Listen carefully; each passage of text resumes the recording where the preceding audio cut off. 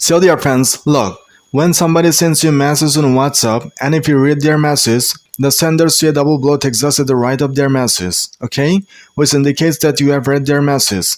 But if you don't want to show this double blue tick marks to the senders, then you gotta do a very small settings on your WhatsApp profile, okay? So that's what I'm gonna show you here in this video. So without further ado, let's get started. First, open your WhatsApp account. Now at the top right corner, click on this three dot icon, and now click on settings. Now select the second option, privacy, and now look at this option, read receipts. And by default, this option will be turned on your WhatsApp.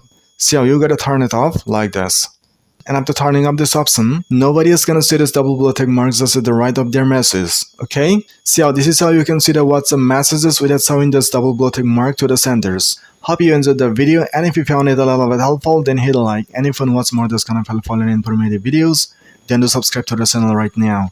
So see you soon in the next video with another helpful content like this. Till then, thank you, bye bye.